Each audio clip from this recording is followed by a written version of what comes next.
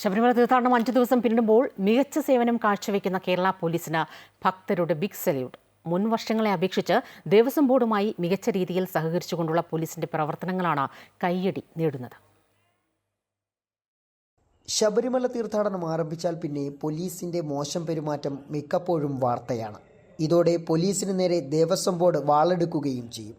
എന്നാൽ ഇത്തവണ ഇരുകൂട്ടരും ഒന്നിച്ചൊരുമിച്ച ഈ തീർത്ഥാടന കാലം അതിമനോഹരമാക്കുകയാണ്. പോലീസിന്റെ മികവുറ്റ പ്രവർത്തനം ദേവസ്വം ബോർഡിന്റെയും പ്രശംസ പിടിച്ചുപറ്റിക്കഴിഞ്ഞു.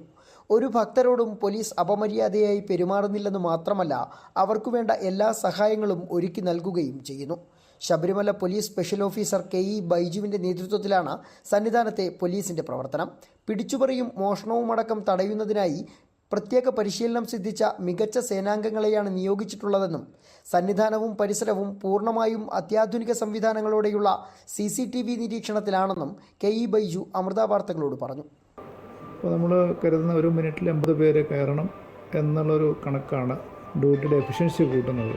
ഷാഡോ ക്രൈം വർക്ക് ചെയ്ത ആളുകൾ, ക്രിമിനൽസ് അറിയാവുന്ന ആളുകളെ ടീമായിട്ട് ഇവിടെ ഇട്ടാണ്, സ്പോട്ടേഴ്സ് എന്നൊക്കെ നമ്മൾ പറയും. അപ്പോൾ അവർ ഈ സന്നിധാനം മുതൽ പമ്പ എല്ലാ ഭാഗത്തും അവരുടെ കണ്ണുകൾ എത്തുന്നുണ്ട്. CCTV സർവൈലൻസാണ് എൻ്റെ ഒരു പ്രധാനപ്പെട്ട കാര്യം. ഇപ്പോൾ നമ്മൾ 100ഓളം അതിൽ കൂടുതലുണ്ടെന്ന് തോന്നുന്നു. ഞാൻ ഈ സന്നിധാനത്താണ് 100ഓളം പറഞ്ഞത്. എല്ലാ ആളുകളും സമയന്മാർ കൂടുന്ന സ്ഥലങ്ങളിലെല്ലാം തന്നെ CCTV സർവൈലൻസ് ഉണ്ട്.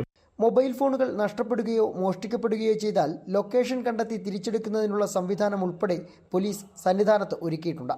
കുഞ്ഞുങ്ങൾക്കും ഭിന്നശേഷിക്കാർക്കും പ്രായമായവർക്കും പോലീസ് പ്രത്യേക ശ്രദ്ധ നൽകുന്നു. ഇവർക്കായി ഒരുക്കിയിട്ടുള്ള പ്രത്യേക നിരയിലേക്ക് എത്തിച്ച സുഖദർശനം ഉറപ്പാക്കുകയും ചെയ്യുന്നു. മിനിറ്റിൽ 75 മുതൽ 85 പേരെ വരെ പോലീസ് പടിചവിട്ടിക്കുന്നതിനാൽ തിക്കും തിരക്കുമില്ലാതെ സുഖദർശനത്തിന് ഭക്തർക്ക് സൗകര്യം ലഭിക്കുന്നുമുണ്ട്. അമൃത ന്യൂസ്, സന്നിധാനം.